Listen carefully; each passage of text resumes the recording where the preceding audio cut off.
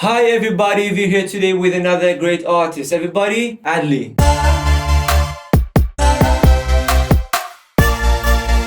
How are you doing? You okay? Yeah, I'm good. So Addley, tell me about yourself. Tell me, when did you start the journey? How did it start? So I only really started doing music properly only a few months ago, really. I started, I've been writing songs for a good few years, and then I just decided as uni was coming to an end that it was something I wanted to pursue properly. Okay. I think I didn't really know what else to do, so I just thought music would be my best bet. Yeah. So then uni was coming to an end, and I just started gathering a band together, getting demos done, started recording, and now finally releasing and starting to gig. And it's really exciting, to be fair, I'm loving it. For someone who has started recently, what are the challenges that you see as a musician in the music industry? It feels like now it's not really about the music as much as it is, there's so many other things that you have to do. What are those things? Oh, TikTok. Oh, yeah. For one, and it's fun, but that's really hard to stay on top of. And then just Instagram, social media, like you've got to be like a marketer as well at the minute, I feel. But I think it's rewarding when things go well, or say you hit a little achievement you have. But I do think it's hard balancing the two. But you have to, I think both's just as important as the other now. Really trying to be an artist nowadays. Is that a good thing, having those social exposures out there? I think it's good, definitely good, because I think nowadays there's so much opportunity for musicians to take control. Like you've got people like Ray now, who's just released an independent album.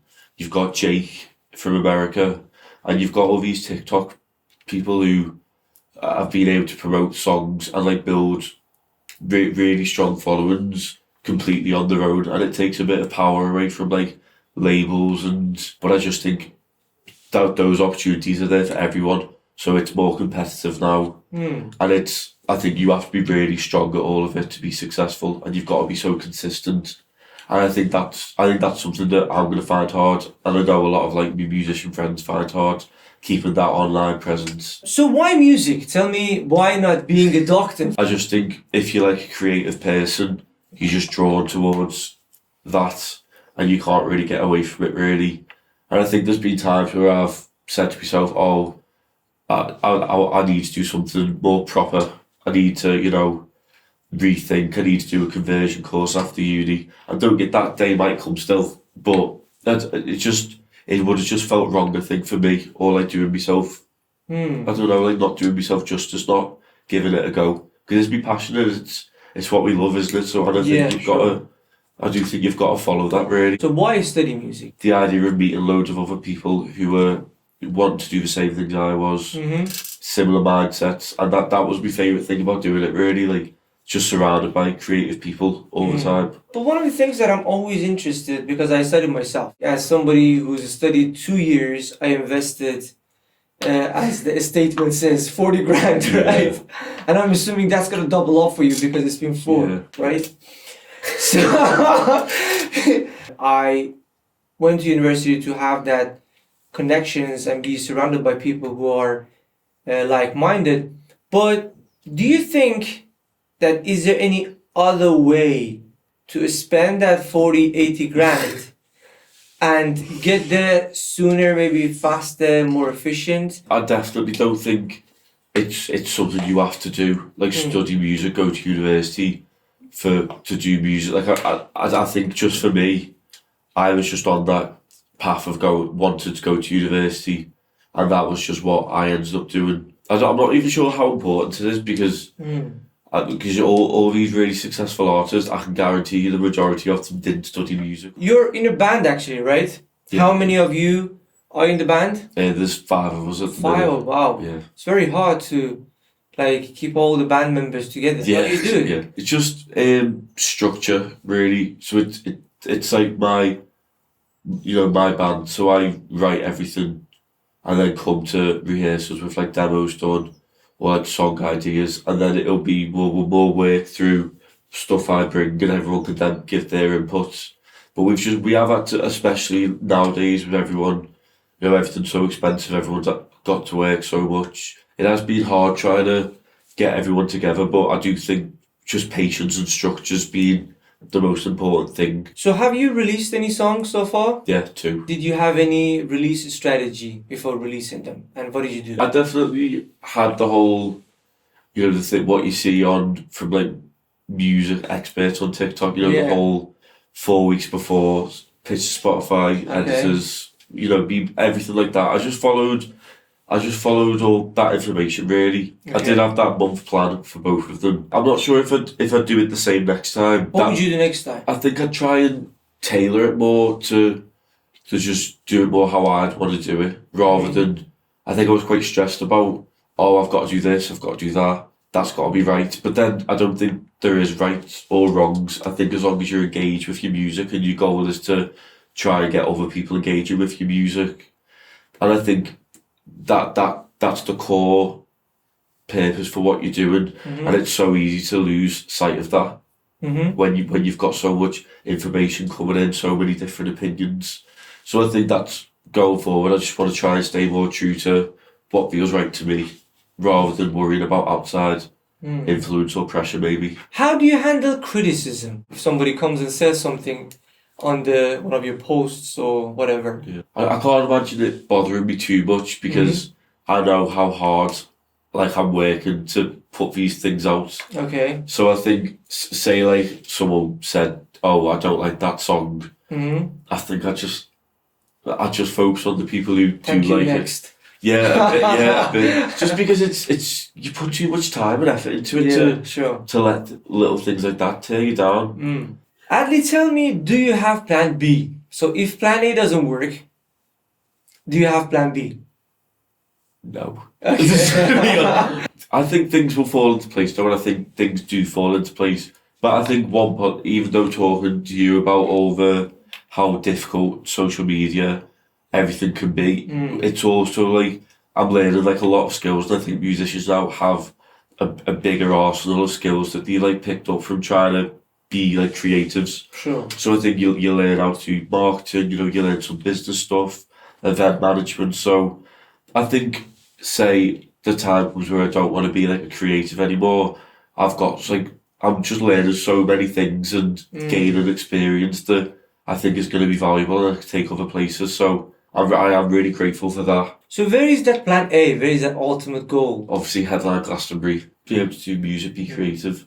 Obviously that would be a dream, and you'd be so lucky for that to happen. Tell me, Addley, do you think talent exists or is purely work ethic? I think probably more work ethic. Do you know what separates a musician that does music as a hobby to a musician that does music as a profession? I'm not sure. It's hard. It probably is what you said then about the money, but then it's like you could say that I'm not like a musician at the minute, even because I'm not earning much money off what I'm doing.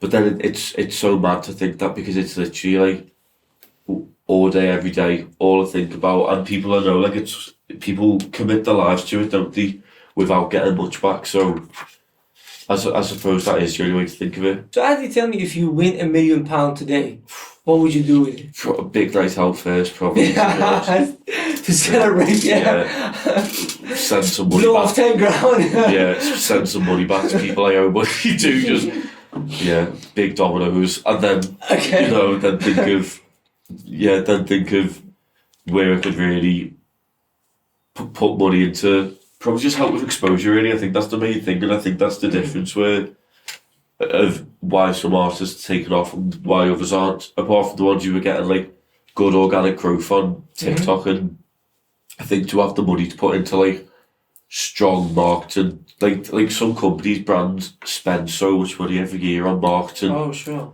So the thought of having that potential would be, I think it should be a game changer really, and it is. But and then I'd probably buy just a really fancy keyboard and piano and just Very all the fancy gear. keyboard. Yeah. What was that specific model that you have in mind? Oh, it's just got to be the Nord, hasn't it? That Nord stage. What are you on the stage for? No, the big reds. Yeah. It's not that expensive. You got £1 million. Yeah, it's expensive now. I mean, considering that you have £1 million.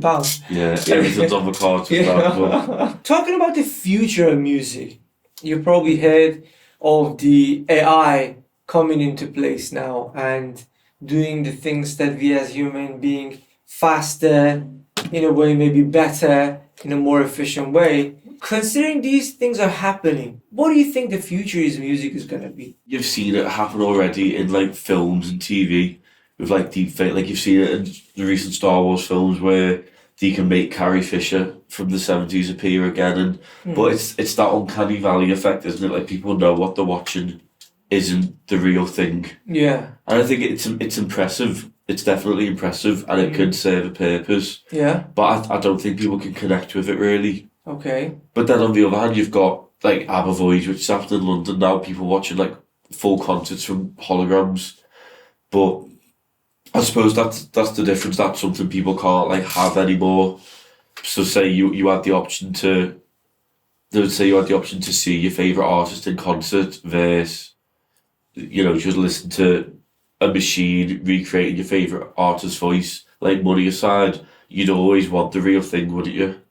So I can't see it really being that much of a threat to Okay. anything. If you weren't a musician, who would you be? If I could do anything, probably a writer or an actor. Right. Probably. Still like creative is still. Yeah, definitely. Yeah, okay. I think I was always meant to go down that route, really. Addley, tell me, what do you do to make sure that you look after your mental and physical health? I go through phases of, sometimes I'll be really disciplined and really good with all of the above, routine, exercise. But then I think that's another part of being a musician now, or like trying to be creative. I just don't think it goes hand in hand, like structure, routine, Yeah, sure. and then, it's trying to be creative or like organise rehearsals. Like it's just really hard to balance everything. I just think it's hard to keep all that stuff up, really. So if you want to promise yourself 3 things that when you walk out of here today, if it's a long-term goal, you want to start doing it. If it's a short-term thing, you want to do it within the next few weeks, what would they be? Now you brought it up, really, I do think I need to start looking after myself more. Okay. Because things are like quite mad, and it's quite hard to do exactly that. Look after yourself, maybe get out more exercise. But then I also think staying true to what I'm doing, what I'm trying to do. Tell me 3 things that you're grateful for in your life. Definitely the people around me, my family and friends. And I think especially now trying to pursue something like this, which is so like unstable and so not secure. Like the support of everyone, like people coming to gigs, people listening to the songs, like that is like honestly just blown me away. And how supportive everyone's been. Like it's really made me realise how much I need to appreciate everyone, because it's honestly been amazing for me. And I think the ability to be able to, be creative, and the fact I have that outlet, and that way, like say we're talking about mental health, if I'm struggling with something, I've got that place I can go to, that outlet. Because I think some people haven't got something like that, and that could be really hard for them. Just acceptance, I suppose. I suppose that comes under the family and friends thing, but just of where I am at the minute, and how I can, I'm at like a happy point. I'm safe, secure. And there's a lot of people who I'm very lucky to have that. A lot of people haven't got that, I think. Sure. I think that's definitely something I'm grateful for. Addley, last words. If anyone wants to, find out more, I'm on all the socials, just Addley. And then, I've just got a lot of things coming up which I'm excited for, and I'm excited to share with people. We've got more songs coming, more recording sessions, more gigs. Brilliant. And I'm just excited to get to reach new people and find people who are connected with the music, and I'm really excited. Everybody, Addley, I'm going to put all the links to his social media down in the description. Make sure you go down there, click on the link there, go to his social media, follow him, give a listen to his songs, and let us know what you think. It was a pleasure to Thanks for having have me. you on the podcast. Thank you very much.